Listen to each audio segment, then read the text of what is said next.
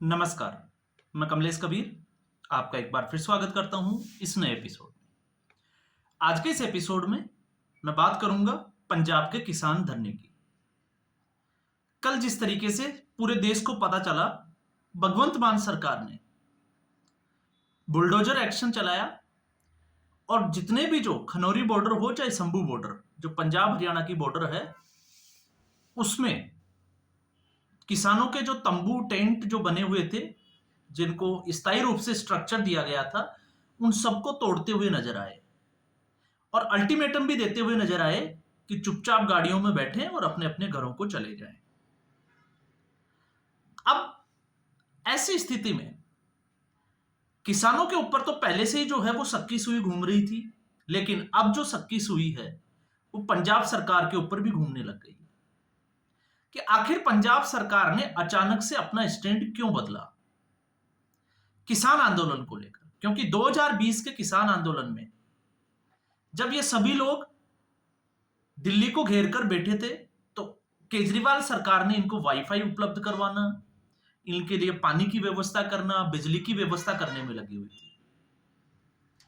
तो अब साफ तौर से जो है, आपने देखा होगा, यह चर्चा का विषय बना हुआ है कल से कि आखिर अचानक से इतना बड़ा यू टर्न केजरीवाल सरकार की तरफ से, या हम कहें भगवंत मान तो मैं नहीं बोलूंगा क्योंकि यहां पे क्रेडिट पॉलिटिक्स ज्यादा चल रही है पंजाब में, तो इसलिए मैं कह रहा हूं कि केजरीवाल सरकार कहना ही उचित है। और केजरीवाल ऐसे समय में आपने देखा है विपश्यना के बाद में पंजाब में ही अपने कुल्ले टिकाकर बैठा है। तो अब जब ये जो है वो अनुमान लगाया जा रहा है, अब ऐसा हम क्यों कह रहे हैं कि अचानक से यू टर्न लिया है, तो अचानक से यू टर्न की अगर हम बात करें तो हम इसको कुछ पार्ट में डिवाइड करके देख सकते हैं। और कैसे देख सकते हैं, जैसे 2022 के विधानसभा चुनाव में सीधे तौर से अरविंद केजरीवाल ने अपनी रैलियों में किसानों से समर्थन मांगा था और यह कह दिया था कि जब आम आदमी पार्टी की सरकार सत्ता में आएगी तो आपको किस एमएसपी जो है वो दी जाएगी। हालांकि विषय जो है वो राज्य सरकार का नहीं था, लेकिन फिर भी भगवंत मान और अरविंद केजरीवाल ने यह वादा किया पंजाब के किसानों से। अब इसके साथ ही जो है वो पंजाब में आम आदमी पार्टी 117 में से 92 सीटें जीतकर सत्ता में, या हम कहें कि सत्ता की सीढ़ियों पर चढ़ाई करना शुरू कर दिया। अब ऐसी स्थिति में जब आप 2020 के आंदोलन को और इस आंदोलन को देखते हो, तो एक चीज साफ तौर से नजर आती है कि केंद्र सरकार ने उस वक्त एमएसपी नहीं दी, लेकिन जो कृषि सुधार के जो 3 कानून थे उनको विड्रॉ जरूर कर लिया था और किसानों के ऊपर लाठियां नहीं चलाई, इनको अरेस्ट नहीं किया, माफी मांगी और विड्रॉ कर लिया।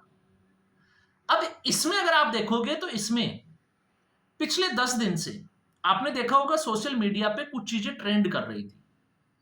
हालांकि वो थोड़ी सी जो है वो व्यंग्यात्मक है और उसमें कुछ तस्वीरें ऐसी थी जिसमें किसानों के ऊपर जो है वो लाठी या किसानों को पकड़ते हुए जो है वो पुलिस वालों को दिखाया जा रहा था।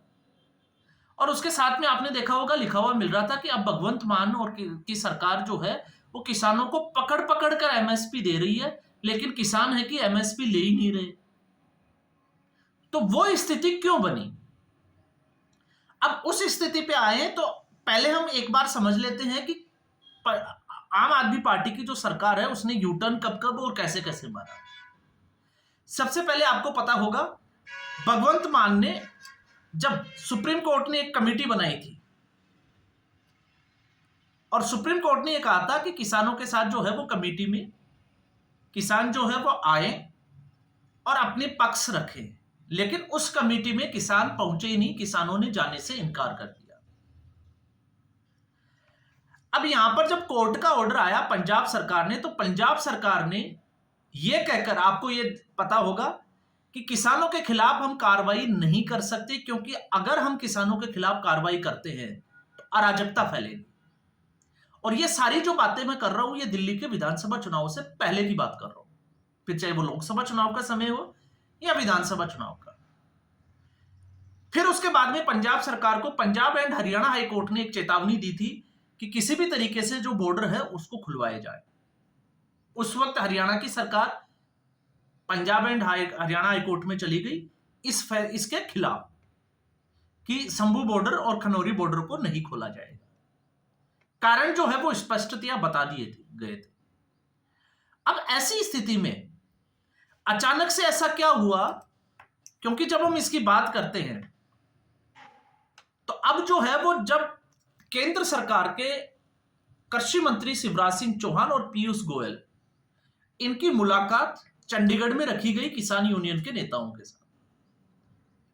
मुलाकात चली 2 से 3 घंटे के तक और उसके बाद में 4 तारीख का जो है वो फाइनल हुआ कि 4 आई थिंक जो है वो 4 मई या अप्रैल के आसपास जो है वो तारीख फाइनल की गई कि अब जो है वो इनके ऊपर केंद्र सरकार जो मांगे रखी गई है उन पे विचार करेगी और अगली मीटिंग होगी। लेकिन उस मीटिंग के बाद जब चंडीगढ़ से किसान मोहाली के रास्ते अपने अपने जगह जा रहे थे धरनों प्रदर्शनों के लिए, धरना स्थल के लिए, तो जगजीत सिंह डल्लेवाल और सरवण सिंह पटेल को डिटेन कर लिया गया, हिरासत में ले लिया गया और उसके बाद में जो है वो कई लोगों को और भी हिरासत में लिया गया। तो इससे आपको जो है वो साफ तौर से समझ में आ जाएगी कि पंजाब सरकार यू टर्न, क्योंकि इससे पहले भगवंत मान के साथ में भी आपने देखा था, मैं बात कर रहा हूं 3 मार्च की, भगवंत मान के साथ में किसान यूनियन के नेताओं की लगभग 40 नेताओं की जो है वो बातचीत चल रही थी और उस बातचीत में भगवंत मान गुस्सा होकर निकल गए थे और उसके बाद में चेतावनी दी थी भगवंत मान ने कि वो अब ना तो सड़कें बंद करने देंगे किसानों को, ना जो है वो रेल या हम कहें कि पटरियां रोकने देंगे, क्योंकि उस वक्त किसानों ने अल्टीमेटम दिया था कि 5 मार्च को वो पंजाब को बंद करेंगे और उसको लेकर ये एक्शन लिया गया था। और अगले ही दिन बठिंडा में जो है वो भारतीय किसान यूनियन जो राजनीतिक जो दल है उसके लगभग 700 के आसपास किसानों को अरेस्ट कर लिया गया था या नजरबंद कर दिया गया था। तो एक बड़ा एक्शन लिया गया था और उससे साफ तौर से ये दिखाई दे रहा था कि अब जो है वो पंजाब सरकार किसानों से टकराने वाली है। और उस स्थिति में आते आते कल अचानक से जो है वो इस तरीके का एक्शन लिया गया, बहुत सारा जो है वो पुलिस का डिप्लॉयमेंट किया गया और उसके बाद में नेट को बंद कर दिया गया। तो अब सवाल यही होता है कि आखिर इसकी जरूरत क्यों पड़ी। तो इसको अगर आपको समझना है, वैसे अगर आप देखो आकलन के तरीके से, तो आपको यह पता लगेगा कि पिछले 4 साल में इस किसान आंदोलन से पंजाब की अर्थव्यवस्था को कितना नुकसान हुआ है। और इसकी मैंने आज के 1-2 जब दिल्ली के चुनाव चल रहे थे तब भी मैंने जो है वो एक विस्तार से वीडियो बनाया था कि कितना जो नुकसान है वो पंजाब सरकार को कैसे कैसे हुआ है इन 3 सालों में पंजाब की आम आदमी पार्टी की सरकार बनने के बाद। लेकिन दिल्ली के विधानसभा चुनाव में अब यहां पर आप ये कह सकते हो कि ये अरविंद केजरीवाल की जो है वो झल्लाहट साफ तौर से दिखाई देती है, वो जिस तरीके से जो है वो बदला लेने की एक फिराक में। अब इस बात को जब हवा मिल रही है तो इसको आप सिर्फ जो है वो इस आकलन से समझ सकते हैं, क्योंकि विपक्ष की मंशा ये थी कि किसी भी तरीके से, आपने देखा होगा जब पहला किसान आंदोलन हुआ था तो उस वक्त कैप्टन अमरिंदर सिंह की सरकार थी और कैप्टन ने बड़ी चालाकी के साथ किसानों को दिल्ली पहुंचा दिया था हरियाणा के रास्ते। और इस बार भी विपक्ष जो है वो लोकसभा चुनाव से पहले यही चाहता था कि किसी भी तरीके से किसान जो है वो दिल्ली को चारों तरफ से घेर ले जिसका फायदा विपक्ष को मिले। लेकिन किसान वहां पहुंच ही नहीं पाए और उसका परिणाम यह हुआ कि लोकसभा चुनाव में प्रधानमंत्री नरेंद्र मोदी 3rd टर्म के लिए फिर प्रधानमंत्री बन गए और साथ में दिल्ली का जो विधानसभा चुनाव आया उसमें भी दिल्ली को कोई फायदा नहीं हुआ आम आदमी पार्टी को, क्योंकि आम आदमी पार्टी दिल्ली में बिल्कुल एक्सपोज हो गई थी। और अब उसी राह में ऐसा लग रहा है कि कहीं पंजाब भी हाथ से ना निकल जाए। एक ये जो है वो आप सोच सकते हैं। लेकिन इसका दूसरा कारण अगर आप देखोगे तो इससे पहले 2 वीडियो मैंने बताए थे आपको और उसमें मैंने बताया था कि अरविंद केजरीवाल आखिर अब जो है वो प्लानिंग क्या है। तो इस वक्त अरविंद केजरीवाल अलग अलग केसों में जो है वो न्यायालय के चक्कर काटते हुए नजर आ रहे हैं, जबकि वो अब सत्ता में नहीं है। पहले वो पावर में थे, अब पावर में नहीं है। और आपको पता है कल ही सीसीटीवी कैमरा को लेकर एक बड़ा घोटाला और जिसमें सत्येंद्र जैन, उनके ऊपर एफआईआर दर्ज हुई है। पोस्टर विवाद में अरविंद केजरीवाल के खिलाफ जो है वो एफआईआर दर्ज हो गई। सीएजी की रिपोर्ट आने के बाद में आपने देखा शराब घोटाले और दूसरा जो है आपका मोहल्ला क्लिनिक वाला, तो तमाम तरीके के घोटालों से अब निपटने के लिए अरविंद केजरीवाल के पास रास्ता क्या है? कानूनी प्रक्रिया। अब कानूनी प्रक्रिया में जाने के लिए करोड़ों रुपए खर्च करने होंगे, क्योंकि वकीलों की एक पूरी टीम चाहिए होगी। अब ऐसी स्थिति में चूंकि अरविंद केजरीवाल ना विधायक है ना किसी उस पे संवैधानिक पद पे है, तो खर्चा अरविंद केजरीवाल को करना पड़ेगा। तो अरविंद केजरीवाल ने इन सब से बचने के लिए एक रास्ता निकाला, और वो रास्ता ये था कि वो किसी भी तरीके से राज्यसभा की सांसद बन जाए, राज्यसभा में चले जाए। और राज्यसभा में क्यों चला जाए, उसके लिए अगर आप संविधान के आर्टिकल 105 और 106 की स्टडी करोगे तो उसमें जो है वो एक इम्यूनिटी मिलती है, प्रोटेक्शन मिलता है अगेंस्ट, आप अरेस्ट के खिलाफ आप जा सकते हो एमपी और एमएलए को। अब कानून ये कहता है कि किसी भी एमपी और एमएलए को अगर अरेस्ट किया जाता है तो किस स्थिति में नहीं किया जाएगा, जब पार्लियामेंट का सेशन चल रहा हो, उससे पहले before 40 days and after 40 days उसको एक बफर जोन मिलेगा। तो आप उसमें भी मैंने बात की थी कि 10 दिन का अगर बफर जोन, अगर जैसे सेशन चलता है तो 40 दिन पहले और 40 दिन बाद 90 दिन, मतलब 3 महीने का बफर जोन मिल जाता है, मतलब आप उसको गिरफ्तार नहीं कर सकते। और अगर पार्लियामेंट के 3 सेशन चलते हैं, शीतकालीन सत्र, बजट सत्र और मानसून सत्र, तो 9 महीने जो है वो आप 12 महीने इसमें बाहर रहते हो साल के। दूसरा, प्लेटफॉर्म मिल जाएगा सुर्खियों में रहने का, क्योंकि इस वक्त आपने देखा होगा अरविंद केजरीवाल को मीडिया ज्यादा हाईलाइट नहीं कर रहा, क्योंकि उससे ज्यादा तो आती सी मार लेना आती है। तो राज्यसभा में वो संसद के पटल पर जिस तरीके से वो नरेंद्र मोदी को कोसते थे तो वो कोस भी सकते हैं। साथ में सरकारी बंगला मिलेगा, सरकारी भत्ता मिलेगा, और अगर वो पंजाब के रास्ते राज्यसभा में जाते हैं तो फिर पंजाब से जो है वो उसको केस लड़ने का पैसा भी मिलता रहेगा, सरकारी पैसा। ये पूरा प्लानिंग का एक जो है वो हिस्सा है। और यही एक वजह थी कि संजीव अरोड़ा, जिनको गुरप्रीत गोगी के निधन के बाद में लुधियाना पश्चिम, जिसके कि अभी चुनाव तारीख तय नहीं है, इलेक्शन कमीशन ने घोषणा ही नहीं की, लेकिन उनको कैंडिडेट बना दिया और चुनाव प्रचार शुरू भी कर दिया।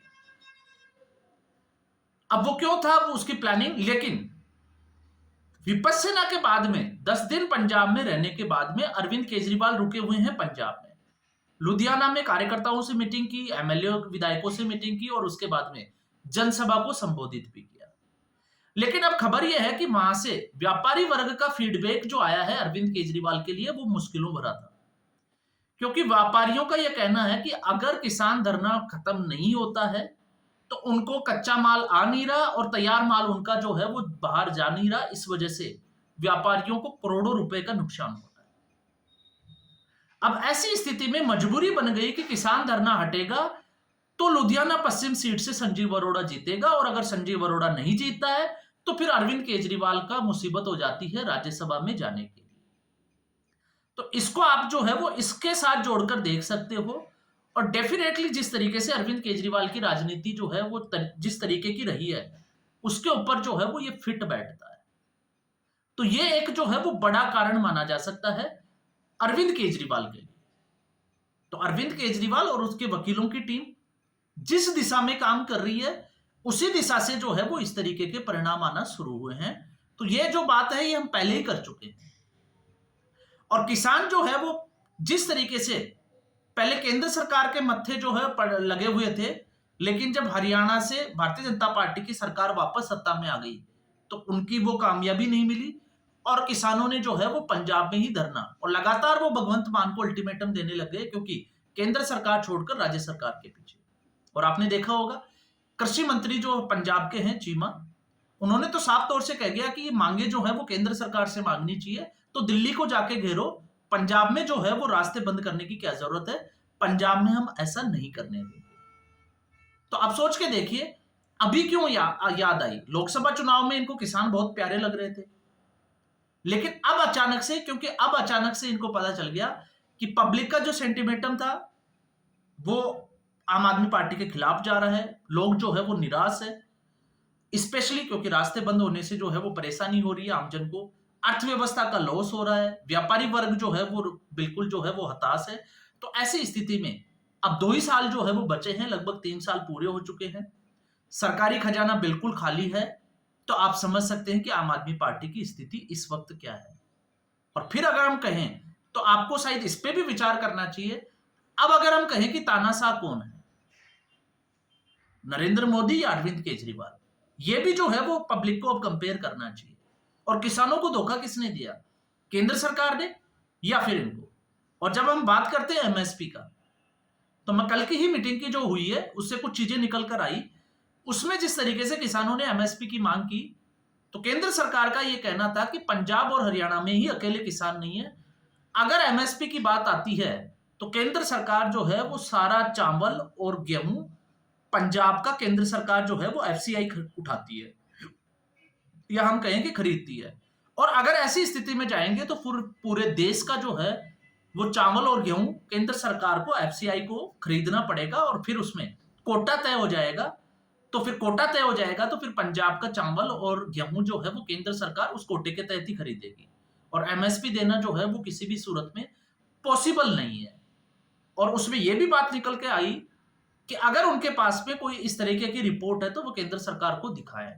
तो हालांकि उन्होंने किसी एक कंपनी का सर्वे दिखाया, लेकिन उसकी ऑथेंटिकेशन के ऊपर जो है वो सवाल खड़े हो जाते हैं। तो शुरू से ही जो है वो सारा खेल आप समझोगे, पूरा जो किसान आंदोलन था वो हाईजेक था। अब इसमें जो है वो सही किसान थे वो बेचारे फंस गए थे, क्योंकि आप देखोगे गुरनाम सिंह चढ़ूनी और राकेश टिकैत, अब जब आप उन लोगों की जरूरत थी तो वो लोग कहां थे, इसके ऊपर हम जो है वो एक बार फिर एक वीडियो में बात करेंगे। लेकिन अब लोग वो क्यों नहीं आए? जब राकेश टिकैत रोने लगे थे, जब उनको लगा था कि अब डंडे पड़ेंगे, बॉर्डर खाली करा लिए जाएंगे, तब उन्होंने रोककर जो है वो जिस तरीके से किसानों से आह्वान किया था, और यही पंजाब और हरियाणा के किसान जो है वो राकेश टिकैत के साथ खड़े हो गए थे। तो अब राकेश टिकैत कहां है, गुरनाम सिंह चढ़ूनी कहां है? इनका तो किसी का नाम ही नहीं है। तो इसलिए ये सारा का सारा जो है वो खेल चल रहा था, और अब इस खेल में समय के साथ साथ धीरे धीरे सब लोग जो है वो एक्सपोज होते चले जा रहे हैं। लेकिन इसमें केजरीवाल की जो मंशा है उस पे साफ तौर से जो है वो तस्वीर साफ होती हुई दिखाई दे रही है कि ये सारा जो खेल चल रहा है वो सिर्फ अरविंद केजरीवाल के लिए, उसके राज्यसभा के सांसद का जो पद है उसी के लिए खेला जा रहा है। तो आज के एपिसोड में बस इतना ही। उम्मीद करूंगा वीडियो एपिसोड आपको पसंद आया होगा। वीडियो को लाइक करें, शेयर करें, चैनल जरूर सब्सक्राइब करें। धन्यवाद।